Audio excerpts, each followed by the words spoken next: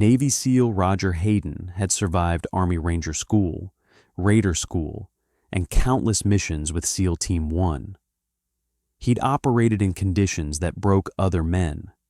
Yet when asked years later where he learned the most about reconnaissance, his answer stunned fellow warriors. 10 days with the Australian Special Air Service in the jungles of Vietnam. 10 days during which the Australians didn't say a single word. Not one. For a decade, they moved through enemy territory in complete silence, communicating only through hand signals, while teaching an elite American operator lessons he couldn't learn anywhere else in the world. As documented in veteran testimonies and military archives, this wasn't an isolated experience. From the Australian War Memorial to declassified U.S. operational records, a pattern emerged that would challenge everything American commanders thought they knew about jungle warfare. A former Vietcong leader would later admit something remarkable. Worse than the Americans were the Australians. We were more afraid of their style. This historical documentary explores how Australian soldiers became the most feared jungle fighters in Vietnam through methods so counterintuitive that American generals initially dismissed them as outdated relics, only to later adopt those same techniques in a desperate search for effectiveness. In May of 1962, at an ANZUS meeting in Canberra, U.S. Secretary of State Dean Rusk made an admission that should have alarmed every American planner sending troops to Southeast Asia. The U.S. Armed Forces, he freely acknowledged, knew little about jungle warfare. This wasn't modesty, it was recognition of a dangerous reality. The French had failed catastrophically in Indochina, using conventional tactics against guerrilla forces. General William Westmoreland, observing the French collapse and recognizing that American doctrine offered little better, dispatched observers to the British Jungle Warfare School in Malaya to study methods the Americans had never needed to develop. What those observers found challenged fundamental assumptions about how modern war should be fought. The American way of war in Vietnam was already taking shape by the early 1960s. Search and destroy operations characterized by what participants would later describe as brazen scrub bashing.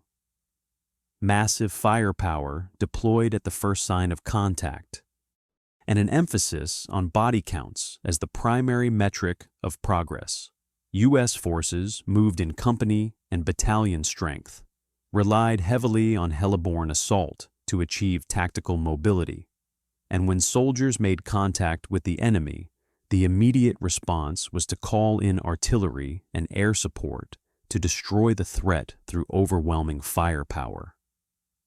The Vietnamese Communist forces would hit American patrols with sudden ambushes, inflict casualties through well-aimed fire, then melt back into the jungle before the full weight of American firepower could be brought to bear on their positions.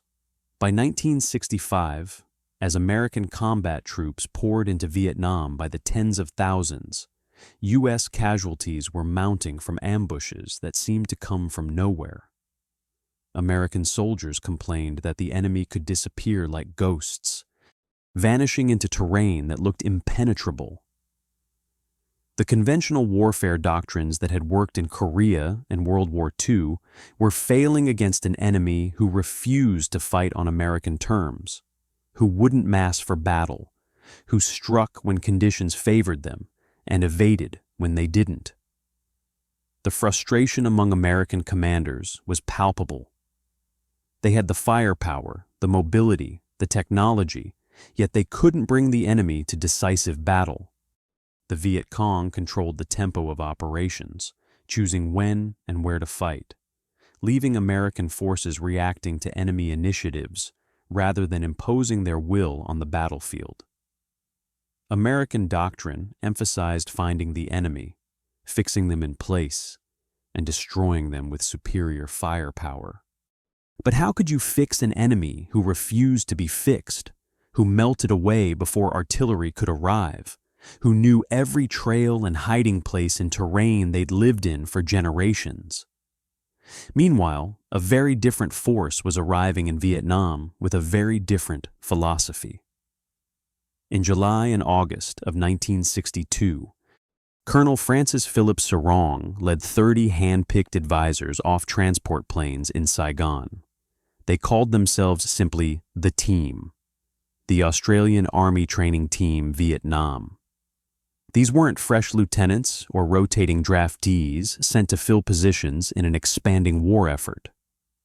The average age was 35.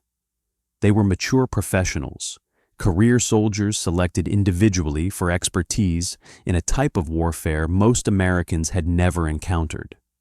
Within weeks, they dispersed across South Vietnam to serve in advisory roles that would test everything they'd learned. Some went to remote mountains in the northwest, working with Montagnard tribesmen whose knowledge of the terrain was unmatched. Others embedded with South Vietnamese Civil Guard units, training local forces in tactics that emphasized stealth over firepower. A few joined the American Combined Studies Division, training village militias and conducting special operations against the Vietcong infrastructure that sustained the insurgency through taxation, recruitment, and political control of rural populations. Their credentials came from a war most Americans had never heard of, Britain's Malayan emergency, where Commonwealth forces had spent 12 years hunting communist guerrillas through jungle terrain nearly identical to Vietnam's. These veterans brought something that couldn't be taught in a classroom or learned from a manual: lived experience of how to fight and win in conditions that made conventional tactics suicidal. They'd learned through years of patrol work what worked and what got you killed. They understood that jungle warfare rewarded patience over speed, silence over volume, precision over mass. They knew that winning local population support mattered more than enemy body counts. These weren't theoretical concepts discussed in staff colleges. These were hard lessons paid for in blood during operations that stretched across 12 years in Malaya. The Australians arriving in Vietnam weren't coming to learn jungle warfare. They were coming to apply expertise that the Americans desperately needed, but didn't yet know they lacked. The Australian military culture emphasized individual initiative and small unit independence in ways the American military didn't. Australian NCOs were expected to make tactical decisions that American NCOs would have needed officer approval to execute. The friction began almost immediately. In May of 1963, at a U.S. counterinsurgency group meeting in Washington, Colonel Sarong expressed doubt about the value of the Strategic Hamlet program, the centerpiece of American efforts to separate the population from Vietcong influence. U.S. Marine General Victor Krulak, known as Brute for his aggressive approach to military problems, issued what observers described as a violent challenge to the Australians' assessment. Sarong was questioning a program that senior American officials had invested tremendous political capital in supporting. His skepticism, based on observations in the field, conflicted with the optimistic reports flowing up through American channels. The philosophical divide was already clear. Americans believed they could win through programs and systems that could be scaled across the entire country. Australians believed success came from patient work with local populations, building trust village by village, an approach that couldn't be rushed or systematized. The Strategic Hamlet program involved forcibly relocating rural populations into fortified villages, the theory being that physical separation from the Vietcong would deny the insurgent support. Sarong saw fundamental flaws. Villagers resented forced relocation from ancestral lands. The fortifications were often poorly constructed, and Vietcong agents infiltrated the hamlets easily. Captain Barry Peterson's work in the Central Highlands further illustrated the difference in approaches. Between 1963 and 1965, he raised an effective anti-communist force from Montagnard tribesmen in Darlak province, establishing intelligence networks that penetrated Vietcong organizations, conducting small-scale raids and ambushes that disrupted enemy operations, regaining control over much of southern Darlak through methods the Americans found difficult to scale to larger operations. Peterson lived with the Montagnards, learned their language and customs, understood their culture and tribal politics, and built relationships based on mutual respect rather than American money and firepower. His success demonstrated what could be achieved through patience and cultural understanding. The Montagnards were ethnic minorities who distrusted the South Vietnamese government, seeing lowland Vietnamese as historical oppressors. Peterson succeeded where others failed because he approached them as equals, respected their culture, and defended their interests against South Vietnamese officials who wanted to exploit them. South Vietnamese officials, uncomfortable with a foreigner's sustained success and concerned about a Western officer commanding indigenous forces who owed loyalty to him personally rather than to Saigon, made their displeasure known through back channels. The South Vietnamese government saw Peterson's success as a threat to their authority and an implicit criticism of their own failure to win Montagnard support. On July 6, 1964, Warrant Officer Class 2, Kevin Conway became Australia's first battle casualty in Vietnam, dying alongside U.S. Master Sergeant Gabriel Alamo during a sustained Vietcong attack on Nam Dong Special Forces Camp. The attack demonstrated the Vietcong's capability to mass forces when they chose to, overwhelming isolated positions through coordinated assault.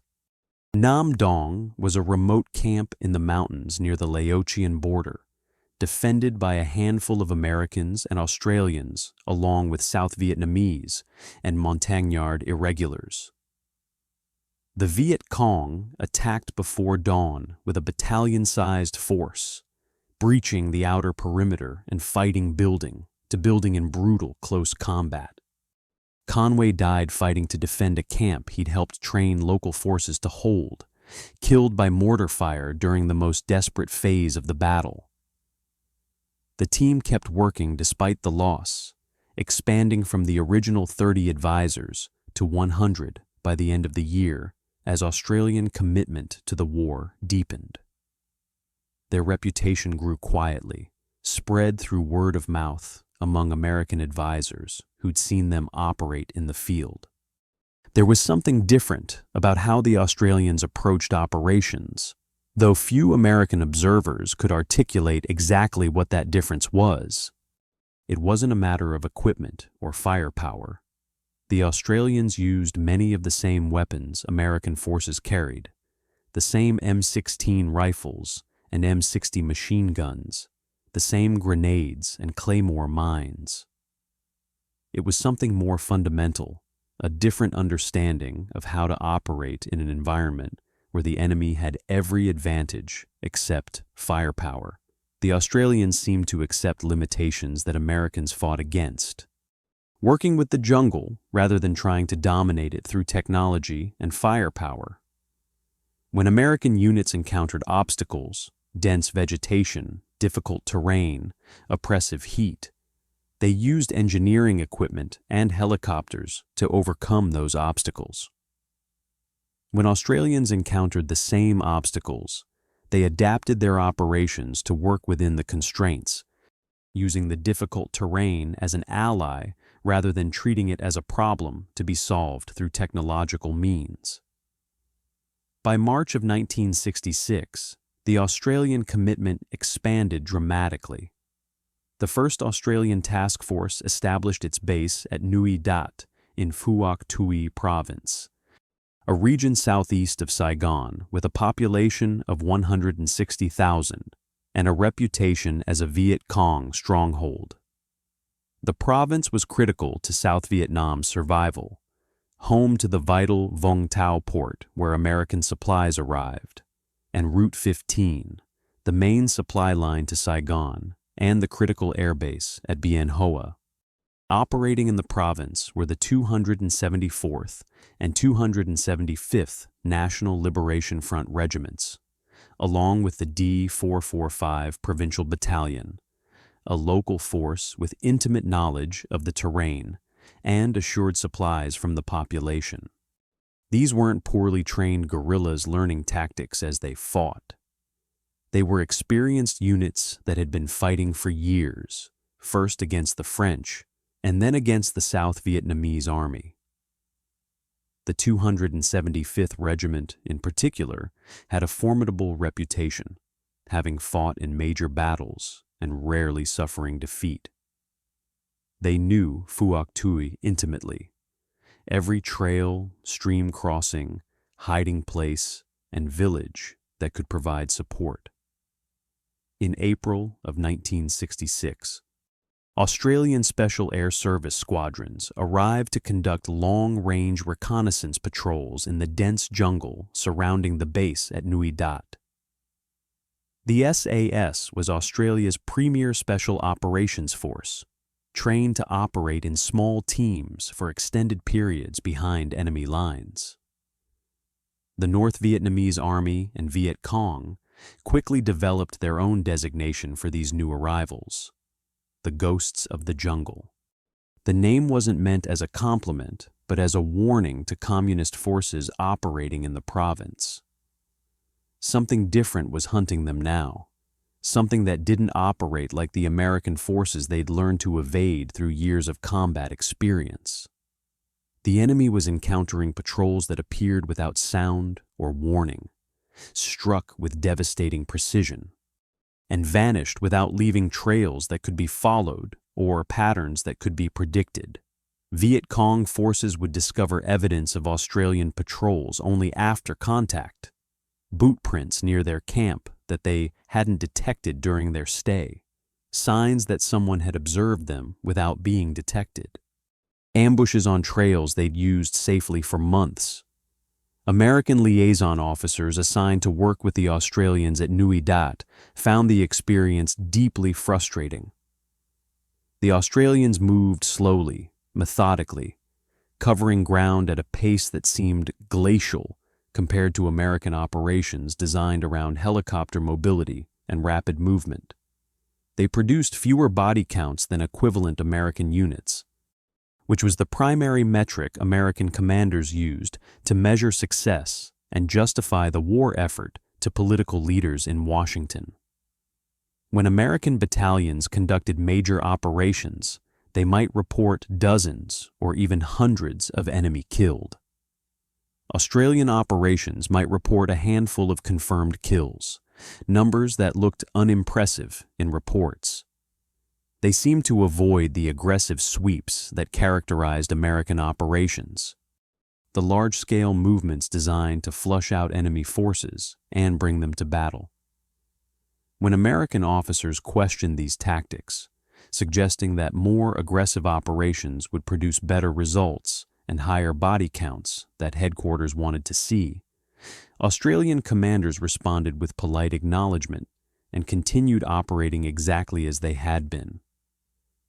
The Australians weren't being deliberately obstinate or refusing American advice out of pride. They simply understood that what looked like lack of aggression to American eyes was actually a more effective way of controlling territory and denying the enemy freedom of movement. Killing enemy soldiers mattered less than controlling the population and terrain in ways that prevented the enemy from operating freely. An enemy soldier killed could be replaced through recruitment or infiltration from the north. Territory controlled denied the enemy resources, sanctuary, and freedom of movement that couldn't easily be replaced. General Westmoreland, commander of U.S. Military Assistance Command Vietnam and the senior American officer in the country, eventually complained directly to Major General Tim Vincent that the 1st Australian Task Force was not being aggressive enough. The criticism reflected fundamental differences in how the two militaries measured success and understood what the war required. For Americans, aggression meant movement, contact with the enemy, and quantifiable results. Enemy killed, weapons captured, villages searched. Territory temporarily controlled during the operation, then abandoned when units moved to new areas. For Australians, aggression meant achieving objectives while minimizing friendly casualties, denying the enemy access to populations and resources, and maintaining continuous pressure that prevented enemy forces from operating freely. The initial U.S. assessment circulating through intelligence channels was that the Australians were interesting but not scalable.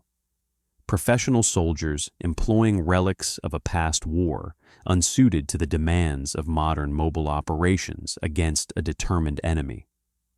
Their methods might work in their limited area of operations, where they had only one province to control, but they couldn't be expanded to the scale required for the entire war effort across South Vietnam.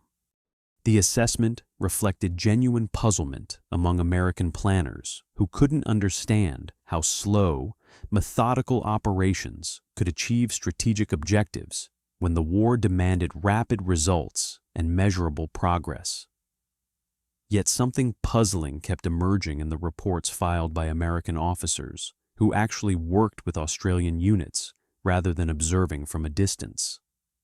American soldiers who went into the jungle with Australian patrols came back changed, unable to fully articulate what they'd experienced, but certain they'd witnessed something fundamentally different from anything in American doctrine or training. They spoke of Australians moving through terrain in ways that seemed impossible, maintaining silence for hours at a time when American radio discipline meant limiting conversation, but never complete silence. Detecting enemy presence through signs American patrols would have missed entirely because they didn't know what to look for. These observers struggled to explain what made the difference because it wasn't a single technique or piece of equipment they could point to and replicate.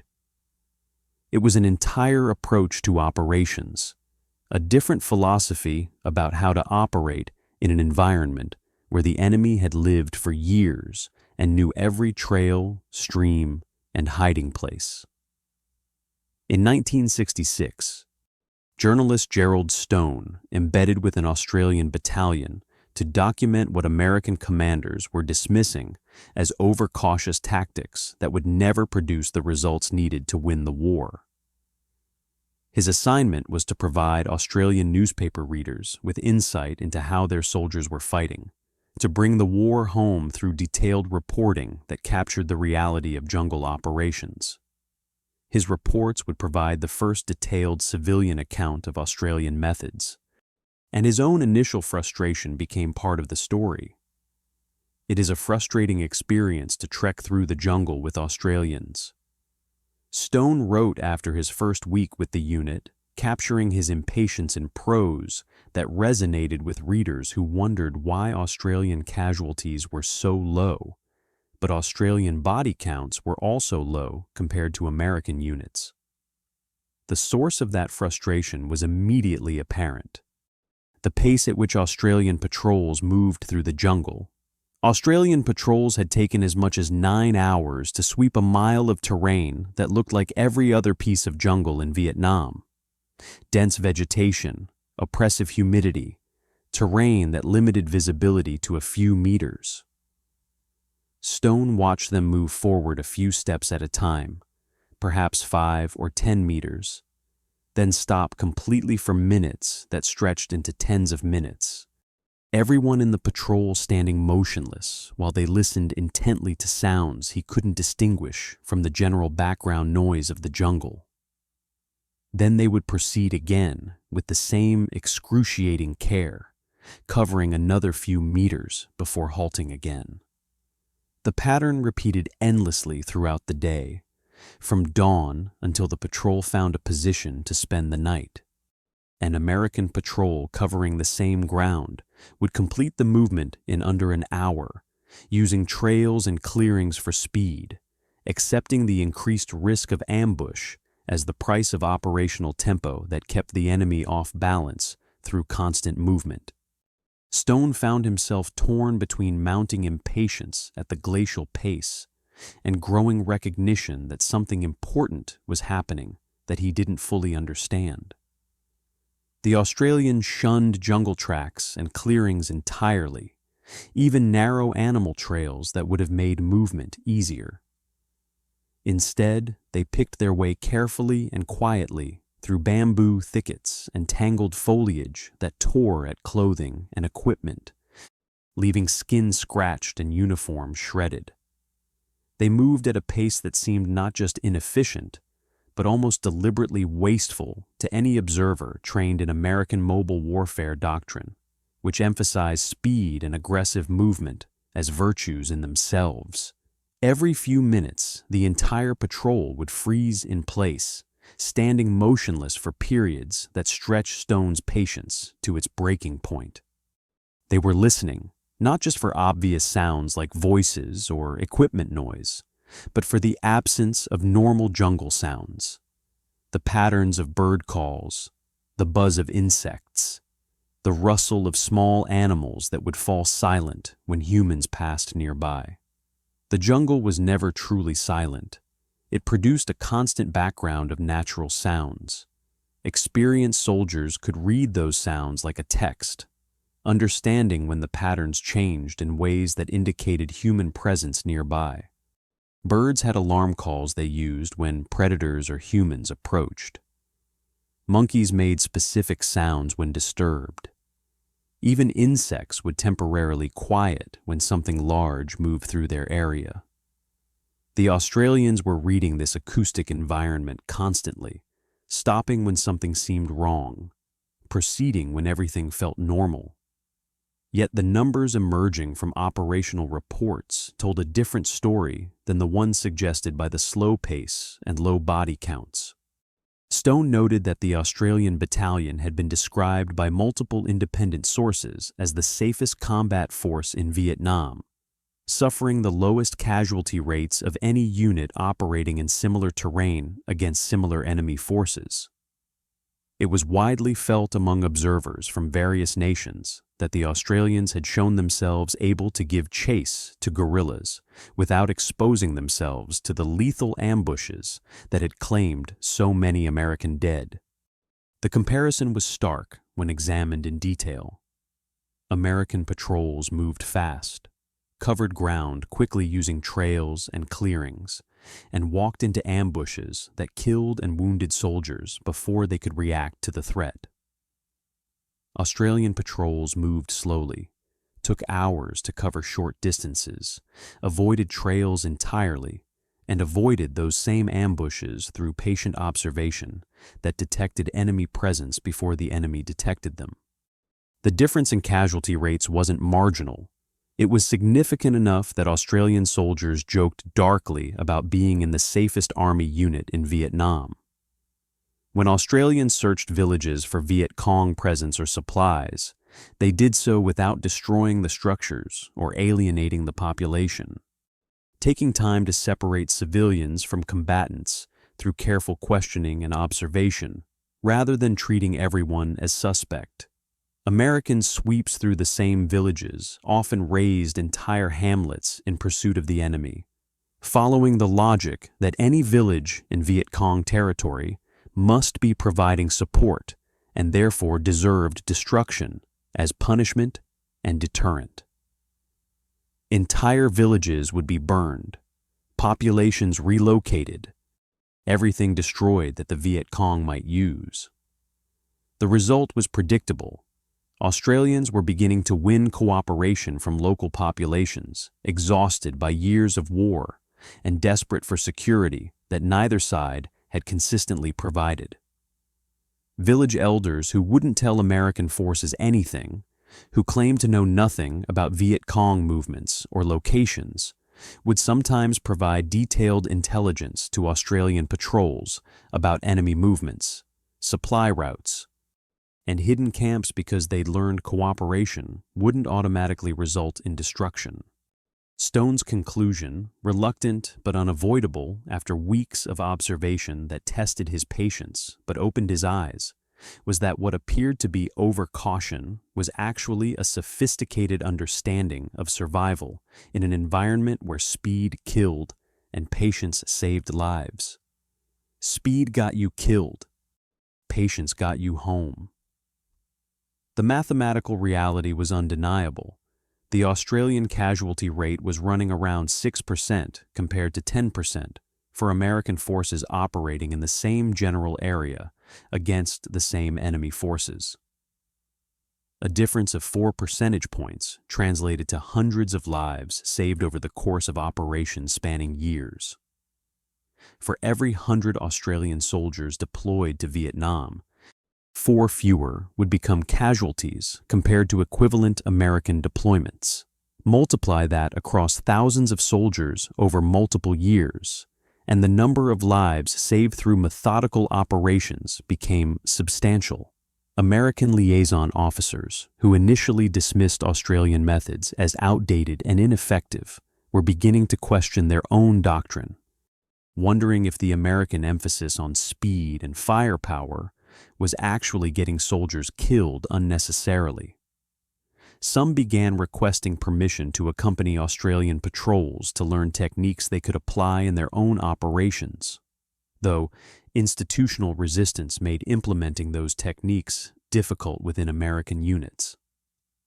The origins of these methods lay in a jungle war that had ended 2 years before American combat troops arrived in Vietnam, a conflict most Americans knew nothing about because it received little coverage in American media. The Malayan emergency, lasting from 1948 to 1960, had pitted British Commonwealth forces against Malayan Communist Party guerrillas in terrain and conditions nearly identical to what soldiers would later face in Vietnam. Dense jungle with visibility measured in meters, oppressive heat and humidity that drained energy and made heavy equipment burdensome. Terrain that channeled movement into predictable routes that could be ambushed. A population caught between government forces and insurgents with both sides demanding support and punishing those who aided the enemy. The parallels between Malaya and Vietnam were extensive enough that lessons from one conflict applied directly to the other. The British, with limited resources facing a determined insurgency that enjoyed support from portions of the population, developed specialized teams to track the enemy through the jungle and destroy them before they could mass for attacks on government forces or terrorize villages into providing support. The tactic proved so effective that the British employed it against insurgencies all across their contracting empire, from Malaya to Kenya to Aden, adapting the basic principles to local conditions, but maintaining the core approach of small teams, patient tracking, precise engagement, and population focus. Australian forces participated alongside the British throughout the emergency, deploying multiple infantry battalions and supporting units over the 12-year conflict. For 12 years, Australian soldiers refined skills that would have no American equivalent because American forces had never needed to develop them: jungle discipline, fieldcraft, survival techniques. These weren't subjects covered in a training course, but lived experience accumulated over thousands of patrol days in conditions where mistakes meant death.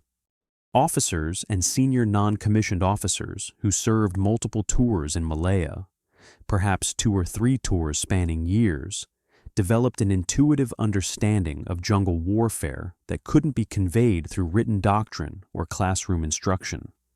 They understood how to move silently through vegetation, how to read signs of enemy presence, how to set ambushes that the enemy would walk into, how to win support from local populations who could provide intelligence that made operations effective rather than just costly searches that found nothing. This knowledge was earned through experience that sometimes came at terrible cost. Patrols ambushed when they made mistakes. Soldiers killed because they weren't careful enough. Operations that failed because intelligence was poor or tactics were inappropriate. The Malayan experience shaped everything from team composition to tactical philosophy. Combat tracking began with native trackers, local hunters and scouts who could read signs that Commonwealth soldiers initially couldn't see, then evolved into systematized doctrine that any properly trained soldier could execute even without the natural advantages indigenous trackers possessed. The Iban trackers from Borneo were particularly effective, able to follow trails days old through terrain that appeared trackless to Western eyes, reading signs in disturbed vegetation and soil that told them how many people had passed, when they'd passed, whether they were carrying heavy loads, even sometimes whether they were regular soldiers or irregulars based on movement patterns and the type of boots they wore. North Vietnamese soldiers often wore different boots than local forces, and their movement reflected military training that locals might not have.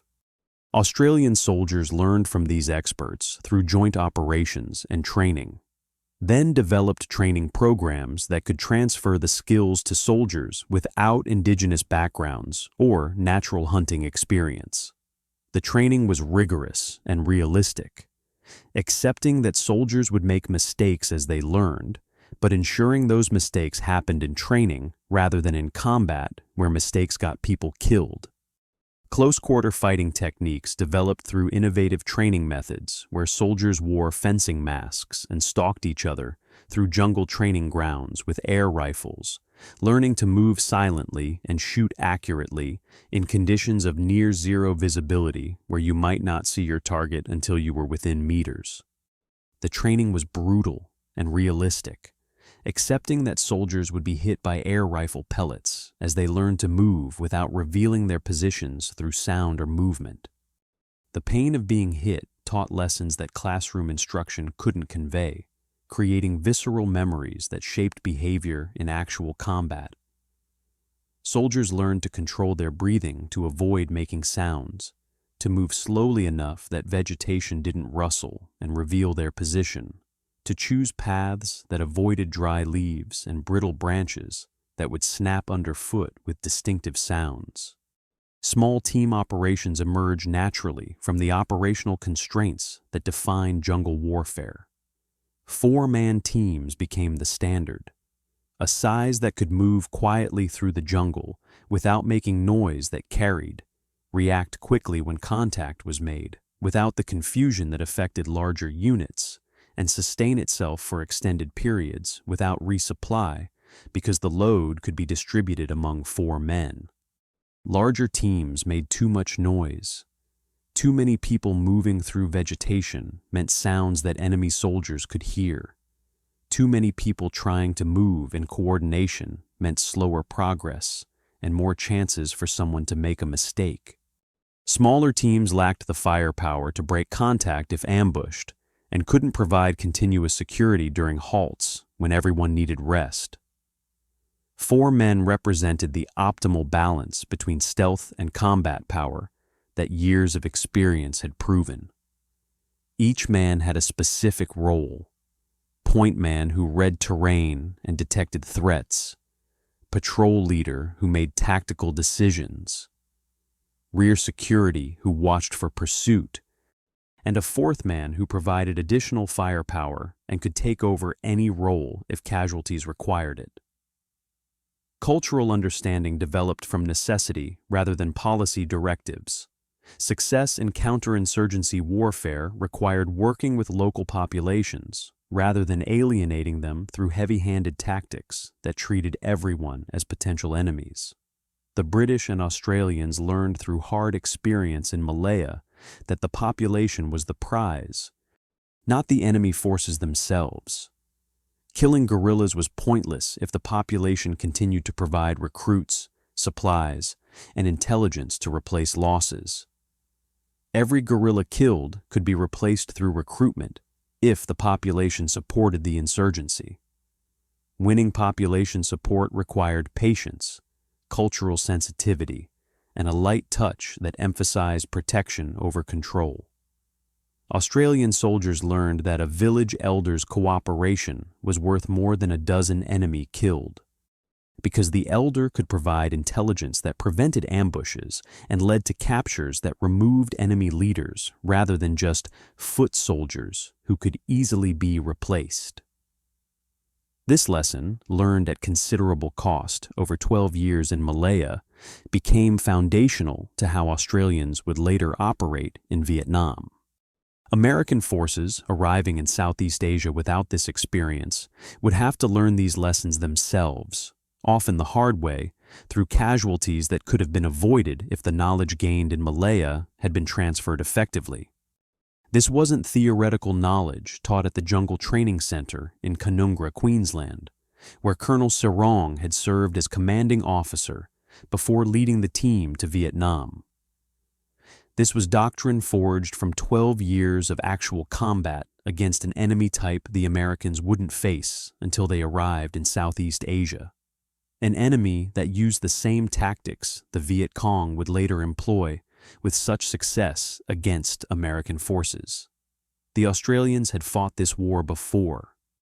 They understood how insurgents operated, how they used the population for support and intelligence, how they avoided direct confrontation with superior forces, how they exploited terrain and darkness to achieve tactical surprise. The Americans were encountering these tactics for the first time and learning through experience that was costly in lives. The Americans who studied at the British Jungle Warfare School in Malaya had come from a military tradition built on fundamentally different wars. World War II and Korea had been conventional conflicts where firepower, mobility, and overwhelming force decided outcomes. The campaigns that shaped American military thinking involved massing forces at decisive points, establishing secure supply lines that sustained offensive operations, bringing overwhelming firepower to bear on enemy positions through artillery and air power, and grinding forward through enemy territory until victory was achieved through destruction of enemy forces and occupation of enemy territory. U.S. doctrine emphasized rapid deployment to concentrate force at points where battle would be decisive, massive supporting arms to destroy enemy formations before friendly infantry had to close with them, and decisive engagement that destroyed enemy forces in battle and broke their will to continue fighting. The ideal American battle involved fixing the enemy in place with infantry attacks, then destroying them with artillery and air power that no enemy could withstand through sheer volume of fire. Maneuver warfare focused on achieving positional advantage to bring maximum firepower to bear on enemy forces that had nowhere to run because all avenues of escape were covered. The guerrilla warfare of Malaya represented a different paradigm entirely, one that required years to master rather than weeks of courses or months of training. The enemy didn't mass for battle in ways that allowed firepower to be concentrated against them. They didn't hold territory that could be captured and controlled. They didn't present targets for American firepower. Instead, they dispersed into the population when government forces approached, struck when conditions favored them, and vanished when American forces responded with their superior firepower. Conventional tactics designed to destroy enemy armies through decisive battle were ineffective against insurgents who didn't fight like armies, who had no supply lines to cut because they lived off the population, no rear areas to threaten because they melted into villages, no formations to destroy with artillery because they operated in small groups. When Sarong selected the 30 members of the Australian Army Training Team Vietnam in 1962, he chose men averaging 10 to 15 years of jungle warfare experience, many of them veterans of multiple tours in Malaya. These mature professionals brought knowledge that couldn't be quickly replicated, a fact that would become painfully clear as American casualties mounted through 1965 and 1966, as U.S. forces learned through experience what the Australians already knew. The question American observers kept asking was whether methods that worked in Malaya could be taught to forces trained in a completely different tradition, forces whose entire understanding of warfare was shaped by conventional conflicts against conventional enemies. Could American soldiers learn to operate with the patience Australian methods required? Could American commanders accept the slow pace and low body counts that characterized Australian operations? The answer would emerge through a series of experiences that transformed American understanding of what jungle warfare required. Navy SEAL Roger Hayden was about to have one of those transformative experiences that would shape his entire career. Hayden had credentials that would impress any military professional who understood what those qualifications meant. He'd graduated from Army Ranger School, where the attrition rate approached 50%, and the training pushed men to their physical and mental limits through sleep deprivation, constant stress, and scenarios designed to identify those who could lead under pressure. He'd completed Raider School, learning amphibious operations and small unit tactics that emphasized raids and ambushes. He'd served with the underwater demolition teams, the predecessors to the SEALs, learning skills that pushed human endurance to its absolute limits. Underwater demolitions that required remaining calm while working with explosives in darkness. Beach reconnaissance that meant swimming miles in open water.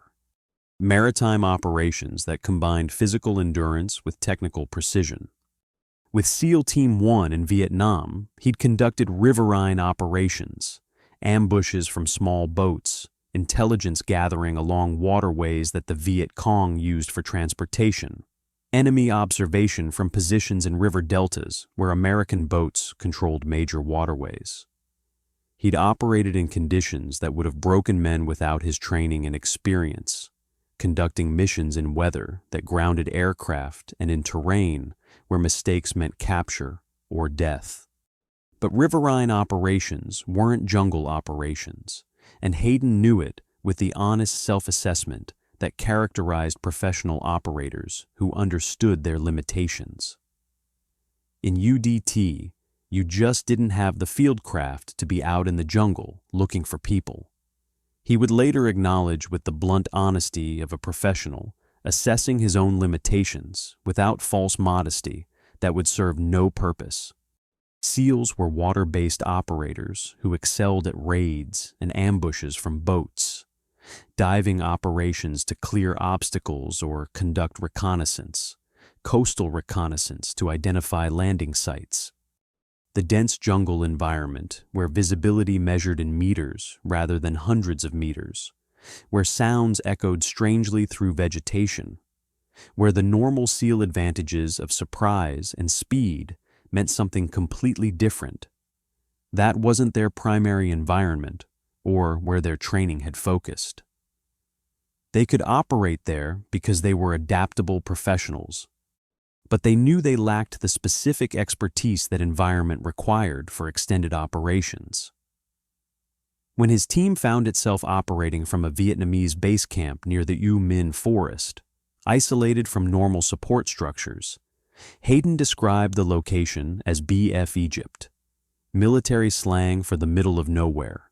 An opportunity emerged to learn from allies who specialized in exactly the environment where SEALs felt least capable. The U Minh was notorious as a Vietcong stronghold, dense mangrove swamp and jungle that had served as sanctuary for communist forces for years, terrain so difficult that major American operations had failed to clear it, despite massive application of firepower. Hayden invited Australian SAS operators to conduct a patrol in the SEAL area of responsibility. He expected to observe professionals operating in their element, Perhaps pick up a few techniques he could apply in future operations. He wasn't expecting what happened. The Australians who arrived at the base camp looked nothing like the soldiers Hayden had trained with in American schools or operated with in other units throughout his career.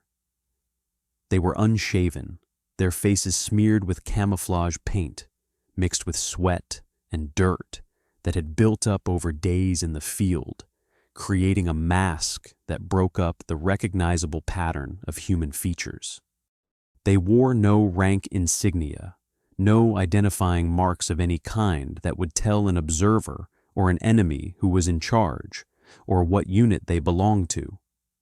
Some had removed their helmets entirely, preferring to move with less weight and better hearing, even though that meant giving up the protection helmets provided against shrapnel and debris from explosions.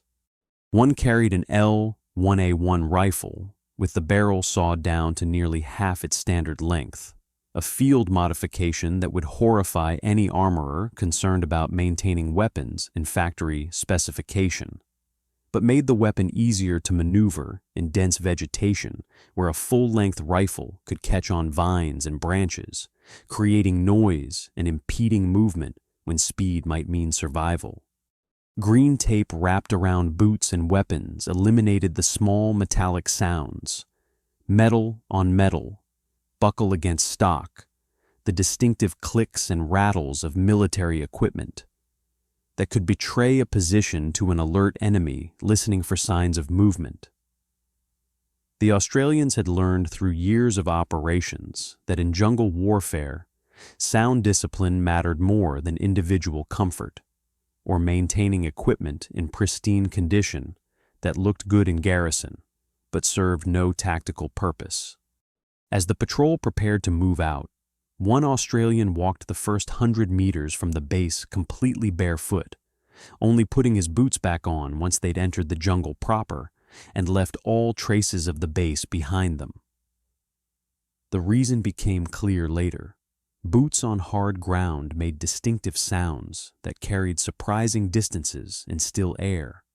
Sounds that experienced enemy soldiers, listening from concealed positions, would recognize instantly as foreign to the natural environment and would investigate. But once on soft jungle floor, covered with layers of decomposing vegetation that muffled footsteps, boots were necessary protection against the thorns that could pierce skin, leeches that would attach and feed, and other hazards that made barefoot movement unsustainable over the distances patrols needed to cover. Then the silence began, a silence that would last for 10 days and teach Hayden more than any other training in his career. Hayden expected the usual patrol communications, whispered commands coordinating movement between team members, brief status updates confirming everyone was in position and ready to proceed. The low-volume radio checks that were standard in American operations to maintain contact with supporting units and headquarters. Instead, the Australians moved out using only hand signals, gestures so economical and subtle that Hayden had to watch carefully to catch them when they occurred. The patrol leader's movements were minimal. A finger pointed to indicate direction of movement, a fist raised quickly to signal immediate halt, a hand cupped behind an ear to indicate the need to listen for specific sounds. There were no verbal commands, no whispered confirmations that orders had been understood. Hayden assumed this was temporary, noise discipline enforced while leaving the base and moving through the outer perimeter, where enemy observation was most likely, because Vietcong scouts regularly watched American bases. Surely once they were deeper in the jungle, away from areas where the enemy might have the base under surveillance, normal communications would resume even if kept to whispers. Day one passed without a single word spoken by anyone in the patrol, communication entirely through hand signals and eye contact. Hayden realized on the second day, as the patrol continued to operate in complete verbal silence, with no indication this would change, that this wasn't a phase of the operation or a temporary security measure. This was the operation, the standard operating procedure that would continue for the duration. For 10 continuous days, the Australians would maintain complete verbal silence, never once speaking except in the most extreme emergency where speaking might save lives. Communication happened through gestures so subtle that Hayden sometimes missed them entirely, requiring the Australians to repeat signals until he understood what was being communicated.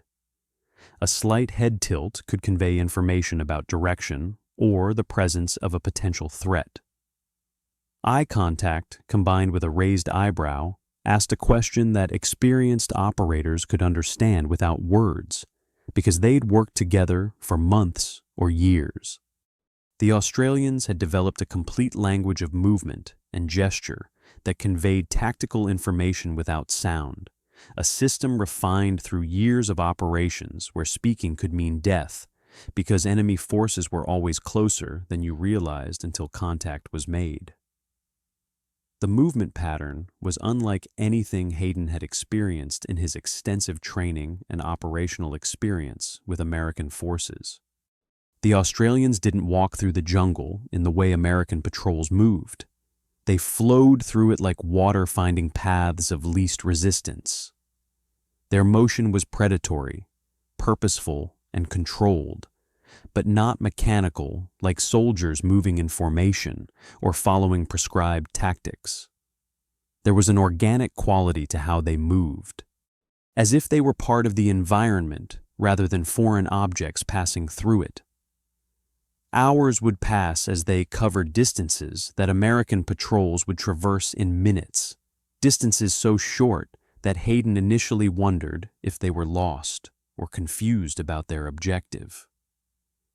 They would stop, sometimes for 30 minutes or more, simply standing or kneeling motionless in whatever position they'd assumed when the halt was called, listening to the jungle, reading sounds and silences that Hayden was only beginning to understand held meaning beyond the obvious. During one halt that lasted 45 minutes without any visible reason for the delay, the patrol remained absolutely motionless, because the point man had detected something wrong in the bird calls ahead. To Hayden, the jungle sounded entirely normal, birds calling to each other in patterns that seemed random, insects buzzing in the heavy air, the constant background noise of a living ecosystem going about its business. But the Australians heard a pattern in those calls that suggested human presence somewhere ahead, a subtle wrongness that Hayden's ears weren't trained to detect because he'd never learned to read the acoustic signatures of different species and what their behavior patterns meant. They waited patiently, remaining in position without complaint or question, until the pattern normalized, until whatever had disturbed the birds had moved on or settled down, and the birds returned to their normal calling patterns. Then they proceeded along a route that circled the area where the point man had detected the anomaly, adding distance and time to avoid potential contact. Hours later, searching the area they'd avoided, they found signs that a small enemy element had been in exactly that location during the time when they'd halted, crushed grass still springing back to its normal position. A cleared area where soldiers had rested for an extended period, evidence that patience and attention to subtle signs had prevented walking into an ambush that could have killed or wounded the entire patrol before they could react. On the third day, frustrated by the lack of obvious fallback planning that American doctrine required for every patrol regardless of mission, Hayden broke the silence with a whispered question. "Do we have a fallback position marked?"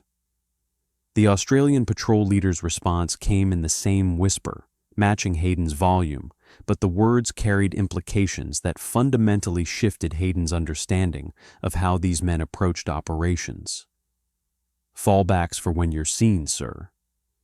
The statement was delivered matter-of-factly, without judgment or criticism of Hayden's question. But it implied a philosophy fundamentally different from American doctrine that governed how American forces operated. Being seen by the enemy meant the mission had failed at the most basic level, that you'd lost the primary advantage that made small patrol operations viable.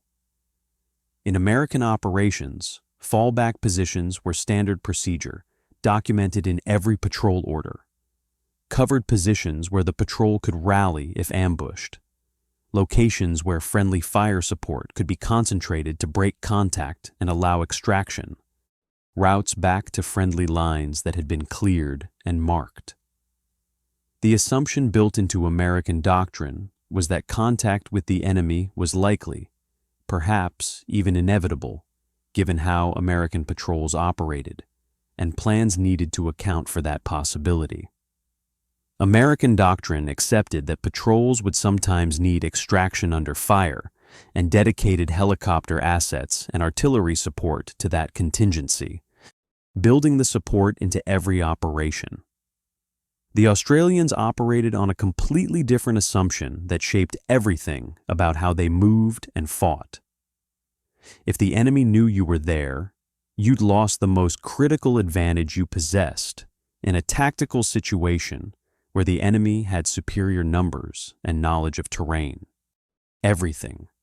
The silence maintained for days. The glacial pace that frustrated observers. The excruciating care with which they moved through terrain served the single objective of remaining undetected until the precise moment they chose to reveal themselves on their terms rather than the enemy's.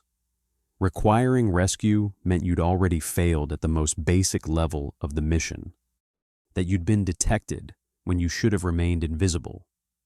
American doctrine accepted that patrols would sometimes need extraction under fire and planned accordingly, dedicating helicopter assets and artillery support to that contingency. Australian doctrine aimed to never put yourself in that position in the first place, to operate with such care that extraction under fire became unnecessary because the enemy never knew you were present until you chose to make contact on your terms. By days 4 through 7 of the patrol, Hayden had stopped being frustrated by the slow pace and the seemingly excessive caution and started actively studying every detail of how the Australians operated. He watched how they tracked enemy movement through terrain, noting broken twigs no thicker than a pencil that indicated someone had pushed through vegetation. Leaves turned the wrong way, showing their pale undersides instead of the dark green tops that normally faced up. Earth disturbed by boot pressure in patterns that indicated direction of travel and how recently someone had passed through the area. The Australians could look at a trail that appeared unused to Hayden's eyes and estimate how many people had used it. When they'd passed through the area, based on how weathered the signs were, whether they were carrying heavy loads that left deeper impressions in soft ground, even sometimes whether they were local Vietcong or North Vietnamese Army regulars, based on the boot prints and movement patterns that reflected different levels of training. North Vietnamese soldiers often wore different boots than local forces, and their movement patterns reflected military training that locals recruited from villages might not have received. He observed how they stopped constantly, not just to listen for obvious threats, but to sense the jungle in ways that went beyond hearing. Reading the behavior of birds whose alarm calls indicated something had disturbed them nearby, interpreting the patterns of insect sounds that would change when humans approached, because insects responded to vibrations and movement, noting the subtle shifts in air movement that could carry scent from cooking fires or indicate open spaces ahead where terrain changed from dense jungle to clearings. They didn't operate around the jungle or through it as if it were an obstacle to be overcome. They became part of it, their rhythm matching the natural environment rather than imposing human patterns on it. When they needed to cross a stream, They moved one at a time, using rocks and logs to avoid leaving boot prints in soft mud that would tell enemy trackers exactly where they'd crossed and which direction they'd gone. Taking 20 minutes to get 4 men across a creek that an American patrol would have waded through in seconds without concern for the obvious trail that approach left for anyone following. On day 8 of the patrol made contact with a small enemy element moving along a trail through terrain the Australians had been observing. The transformation from silent stalking to violent action was instantaneous and absolute. The Australians, who had moved in near total silence for days, who had taken hours to cover distances measured in hundreds of meters, who had seemed almost passive in their avoidance of contact and their patient observation, unleashed such a sudden and overwhelming volume of fire that Hayden's first confused thought was that they must have walked into a much larger, friendly unit conducting their own operation. Every weapon in the patrol fired simultaneously, rounds carefully aimed at specific targets, but delivered in such rapid succession that it sounded like fully automatic fire from multiple machine guns rather than semi-automatic rifles. The barrage lasted perhaps 30 seconds, an eternity in combat, and was designed to make the enemy believe they faced a force 3 or 4 times the patrol's actual size, to create shock and confusion that would cause the enemy to withdraw rather than press an attack against unknown numbers. Hayden later understood the psychology behind the tactic. If your enemy scouts moving through familiar territory and you suddenly receive overwhelming fire from an unknown force hiding in terrain you thought you controlled, your immediate assumption is that you've run into a much larger element, possibly even triggering an ambush that has been set specifically to destroy your unit. The natural instinct, the tactically sound response when facing unknown opposition, is to withdraw immediately and report contact rather than press forward into unknown danger that could destroy your entire element before reinforcements could arrive. Then, as quickly as the devastating fire had begun, it lifted completely, and the Australians melted back into silence, moving away from the contact site using a route that left minimal trace, avoiding the obvious paths that pursuing forces would check first. They didn't pursue the enemy to inflict further casualties, didn't call in artillery or air support to exploit the contact and destroy survivors, didn't request helicopter extraction as American units routinely did after any contact that might have revealed their position to enemy forces in the area. They simply moved efficiently to a position several hundred meters away from the contact site, went to ground in defensive positions that provided cover and concealment, and waited in absolute silence to see if the enemy would pursue or call in reinforcements to hunt them. When neither happened after 2 hours of patient observation, where they remained motionless in position, they continued their original patrol route as if the contact had never occurred, moving back into the routine of silent stalking that had characterized the previous days. The entire engagement from first shot to movement away from the contact site lasted less than 3 minutes, yet it accomplished the objective of disrupting enemy movement and forcing the enemy to report that a patrol of unknown size was operating in their area. By day 10, when the patrol finally returned to the relative safety of the base, and the Australians spoke aloud again for the first time in 10 days, Hayden had been fundamentally transformed in his understanding of jungle operations. I learned more about reconnaissance in 10 days with the Australians than anywhere else in the world. He would tell interviewer Jocko Willink decades later in a podcast episode that would bring the story to a new generation of military professionals and enthusiasts. The admission carried tremendous weight precisely because of who was making it, an operator who'd been through the most elite training the U.S. military offered, who'd operated in combat conditions that tested him in ways civilians couldn't imagine, who'd proven himself repeatedly under fire, acknowledging that Allied soldiers operating with different doctrine had taught him things he couldn't learn anywhere in the American training system. His honesty about the cost of that knowledge gap was even more striking, and spoke to casualties that haunted him years after the war ended. "We lost a lot of SEALs because of lack of fieldcraft preparation. SEALs were arriving in Vietnam with world-class expertise in diving operations that could infiltrate beaches and harbors, demolitions that could destroy targets with surgical precision, small boat tactics that controlled rivers and coastlines, but without the specific fieldcraft skills needed for extended jungle operations away from water. They were learning those critical skills through experience gained on actual combat missions. And experience in combat meant that mistakes were paid for in casualties that could have been avoided if proper training had been provided before deployment to Vietnam."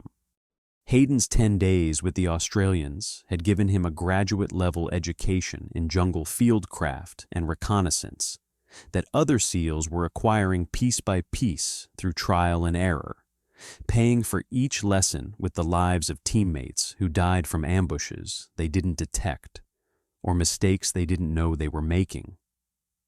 Hayden's experience wasn't unique or isolated to a single operator who happened to get lucky. Across Vietnam throughout 1966 and 1967, American observers from various units were documenting systematic patterns in how Australians operated that suggested they weren't improvising tactical responses or making decisions based on immediate circumstances, but rather executing refined doctrine developed over years of similar operations in Malaya. What emerged from multiple independent reports filed by different observers who had no contact with each other was a comprehensive picture of Australian jungle warfare methods that differed fundamentally from American approaches at every level, from individual soldier skills to unit-level tactics. Small unit operations were the absolute foundation of everything Australians did in Vietnam. Patrols typically consisted of 4 to 6 men total, compared to the American preference for company-sized operations of 100 or more soldiers moving together for mutual support and firepower. These small Australian teams operated with a level of independence that American doctrine didn't permit and that American officers found difficult to accept because it violated principles of control and coordination. Platoons functioned autonomously from battalion headquarters for days or weeks at a time, making tactical decisions based on the situation they encountered on the ground, rather than waiting for permission or orders from higher command echelons that weren't present and couldn't see what the situation actually required. This operational independence created a fundamentally different command culture than what existed in American units, where initiative was encouraged in theory, but constrained by requirements to report and seek approval. Officers and NCOs were expected to exercise aggressive initiative based on the tactical situation, rather than following detailed orders from commanders who weren't present on the ground. This independence was possible because of the exceptional caliber of personnel.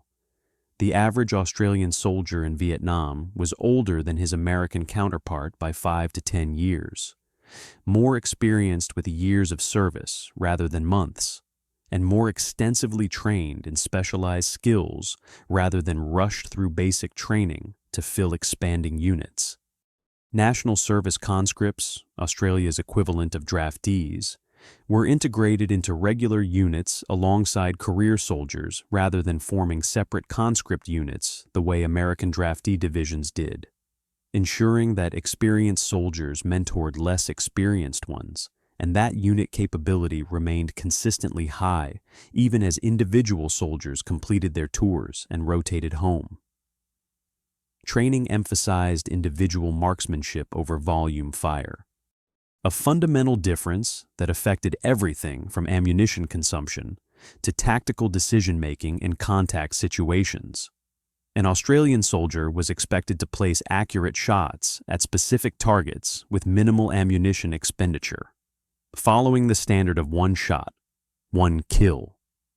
An ideal rather than something always achievable in the chaos of actual combat. But the guiding principle of how Australians trained and what they expected of themselves.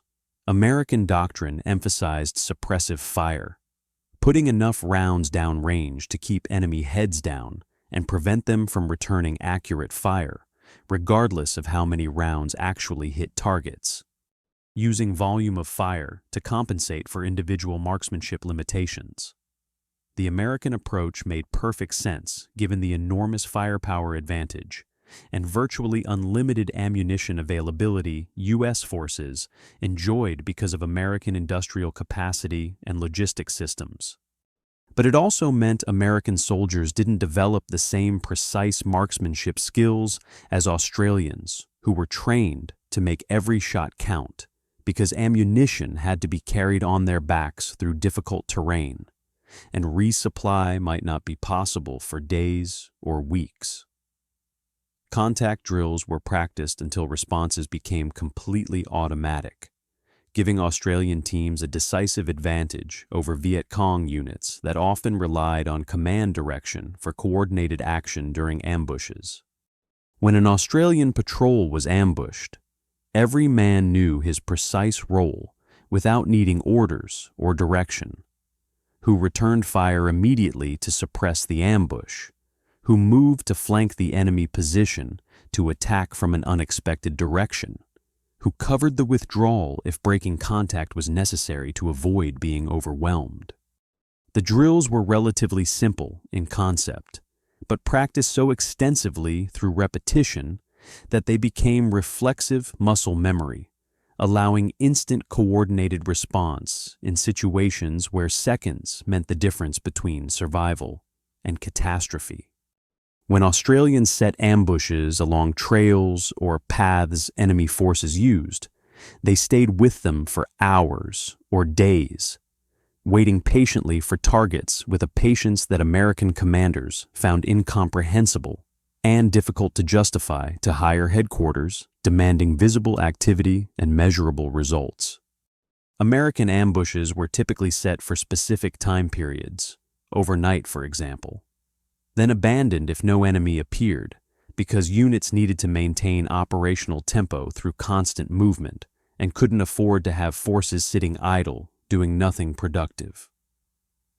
Australians would remain in position as long as intelligence suggested the ambush site was a likely enemy route that would eventually be used, sometimes for 3 or 4 days, accepting the considerable discomfort and crushing monotony of remaining motionless in the same position for that long if it meant achieving the objective of destroying enemy forces moving through the area. The physical and mental demands of maintaining an effective ambush for days were substantial, remaining still to avoid detection, staying alert despite boredom, tolerating insects and weather without moving or making noise. But they were considered acceptable costs if the result was destroying enemy leadership or supplies moving through the area.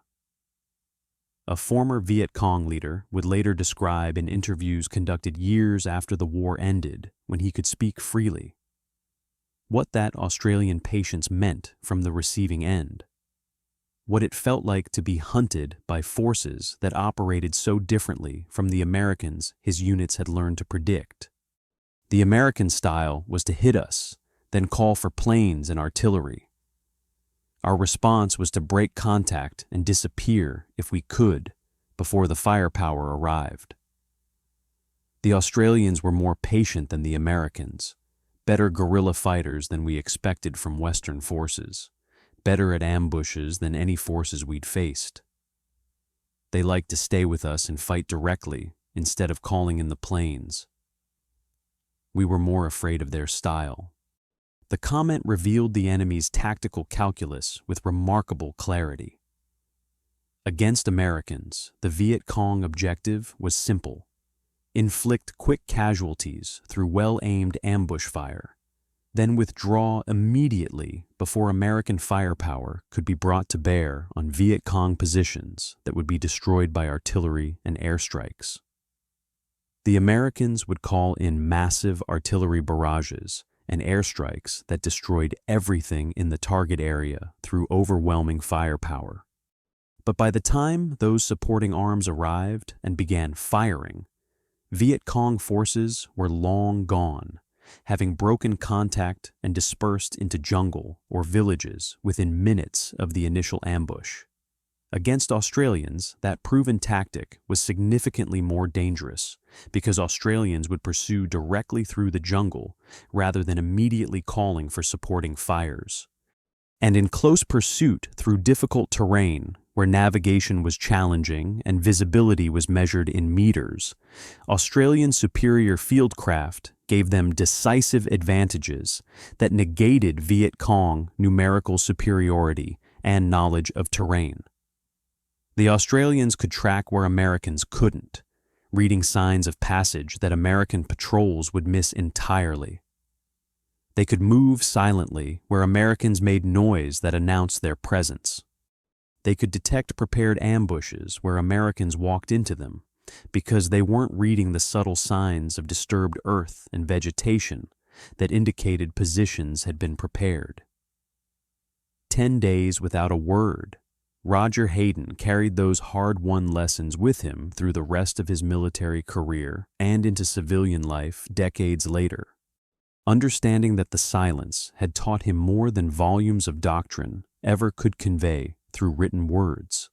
The Australian achievement in Vietnam wasn't measured only in battles won through superior tactics or provinces pacified through patient work with populations, but in stark numbers that spoke their own quiet truth about effectiveness. 1,200 SAS patrols conducted deep in the most dangerous areas of operation, with one soldier killed in action over 5 years. The Australian Army Training Team Vietnam, arriving first in July of 1962, when American involvement was still small, and departing last in December of 1972, after American combat troops had already withdrawn, earned 4 Victoria Crosses, all 4 awarded to Australians during the entire war, along with numerous military crosses and medals for valor, making it the most highly decorated unit per capita of the entire conflict. The Vietcong leader's admission, decades after the war ended, carried the ultimate validation from the people who'd faced these tactics. We were more afraid of their style. General Westmoreland had complained they weren't aggressive enough, yet aggression measured in patience and precision proved decisively more effective than aggression measured purely in firepower and body counts that didn't translate to lasting control. What made the Australians fundamentally different wasn't superior technology or overwhelming numbers. They had neither advantage. It was patience, cultivated through years of experience, the willingness to spend 9 hours covering a single mile of terrain, to maintain complete silence for 10 consecutive days, to become part of the jungle environment rather than imposing themselves upon it through technology and firepower. Those characteristics required extensive training, years of experience to develop intuition, and most importantly, a deep philosophical commitment to a different way of operating that valued effectiveness over visible activity. 60,000 Australians served in Vietnam over a decade. 521 never came home to families who'd sent them to war. Their legacy proves that in jungle warfare, the loudest force isn't always the strongest or most effective, that sometimes survival and success require moving slowly enough to see what speed blinds you to, that the most profound tactical lessons often come not from your own doctrine, but from allies willing to teach you theirs through shared operations. 10 days without a word taught more than years of conventional training could ever convey. Sometimes the most powerful lessons are delivered in the quietest voices,